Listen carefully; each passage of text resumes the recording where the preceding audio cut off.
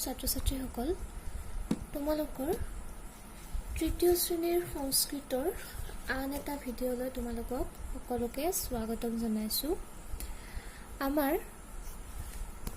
তৃতীয় পাঠ এইটো আমাৰ হৈ আছিলে আৰু যোৱা ক্লাছত তোমালোকৰ এই দুটা দফাই হৈ গৈছে আৰু নিশ্চয় তোমালোকৰ বানান সহ উচ্চাৰণ সহ এই দুটা দুটা দফাতে 8 শাৰী আছে তোমালোকৰ মুখস্থ হৈছে আৰু আশা কৰিছোঁ তোমালোকে লিখিব পৰাও হৈছে।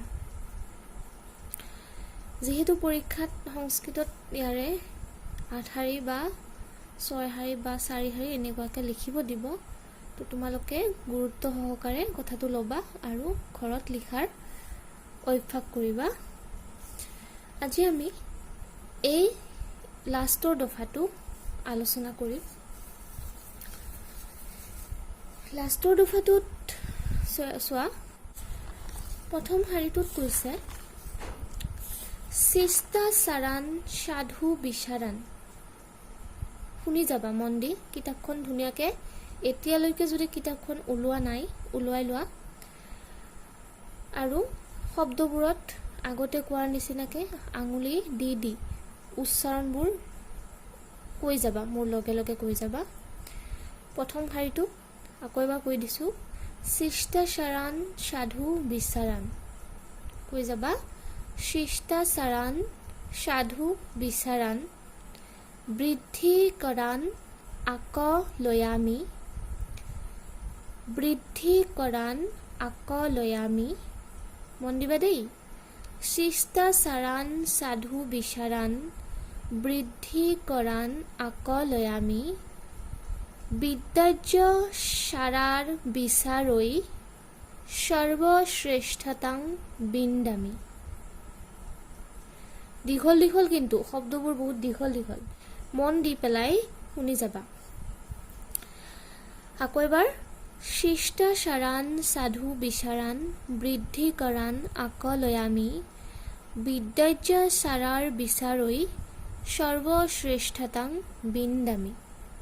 মোৰ লগে লগে, শিষ্টাচাৰণ সাধু বিচাৰণ বৃদ্ধিকৰণ আকলয়ামি বিদ্যাৰ্য সাৰাৰ বিচাৰৈ সৰ্বশ্ৰেষ্ঠতাং বিন্দামি।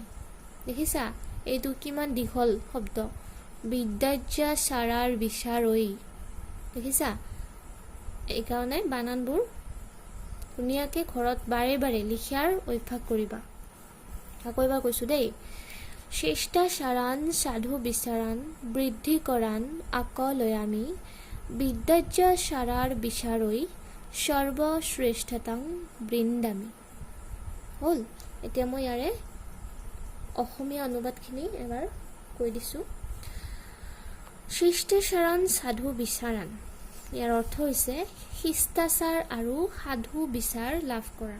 সাধু বিচাৰ যিটো ভাল বিচাৰ দেই, শিষ্টাচাৰ আৰু সাধু বিচাৰ লাভ কৰি শিষ্টাচাৰণ সাধু বিচাৰণ, শিষ্টাচাৰ আৰু সাধু বিচাৰ লাভ কৰি বৃদ্ধিকৰণ আকলয়ামি বুদ্ধি বৃদ্ধি আহৰণ কৰোঁ।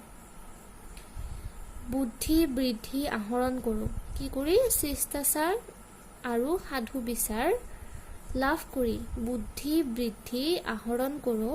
বিদ্যাৰ্য সাৰাৰ বিচাৰৈ সকলো বিদ্যা অৰ্জন কৰি।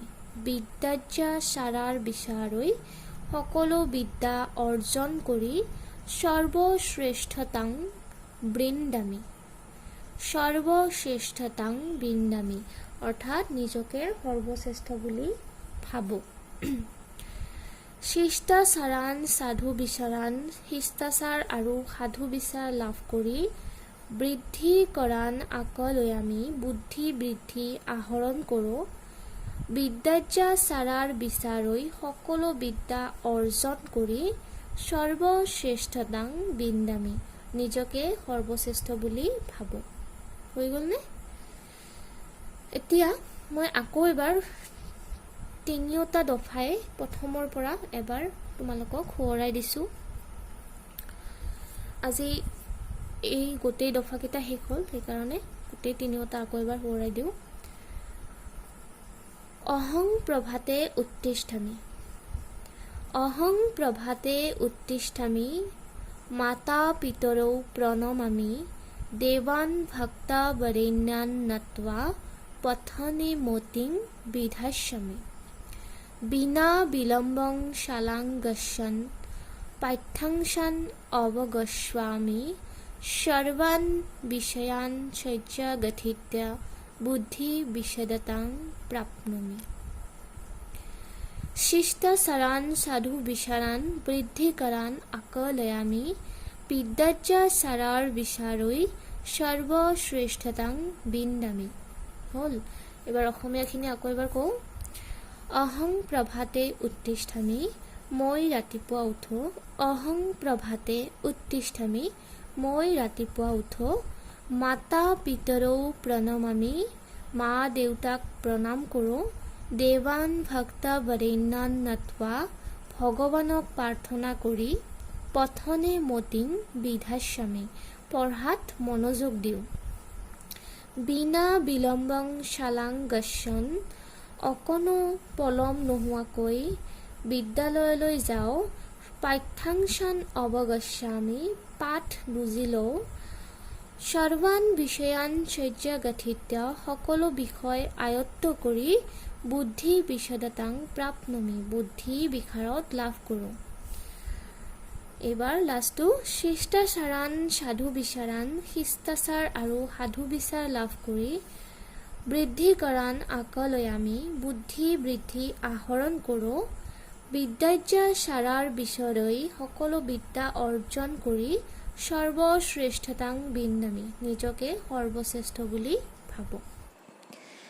এই পাঠটোৰ জৰিয়তে তোমালোকৰ সকলোবোৰ ভাল অভ্যাসৰ কথা ইয়াতে কৈছে। যেনেকুৱা ৰাতিপুৱা সোনকালে উঠিব লাগে, মা দেউতাক প্ৰণাম কৰিব লাগে, লগতে ভগৱানকো প্ৰণাম কৰিব লাগে, প্ৰাৰ্থনা কৰিব লাগে।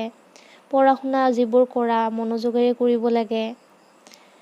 লগতে স্কুলত যাব লাগে পলম নকৰাকৈ, ঠিক টাইমত স্কুল গৈ পোৱাকৈ ওলাব লাগে। শিষ্টাচাৰ ভাল চিন্তা কৰিব লাগে। এই পাঠটোত তোমালোকক সকলো ভাল বুদ্ধি, ভাল চিন্তা, ভাল উপদেশ দিছে। তোমালোকে সেইমতে কৰিবা, হ'ব? তোমালোকে ভিডিঅ'টো বাৰে বাৰে চাবা, যেন অলপো বানানবোৰ উচ্চাৰণবোৰত ভুল নকৰা। কাৰণ উচ্চাৰণ যদি ভুল হয় তেতিয়াহ'লে লিখাত পৰীক্ষাত যেতিয়া লিখিবা তেতিয়াও বানান ভুল হ'ব। সেইকাৰণে মন দিবা কথাখিনি।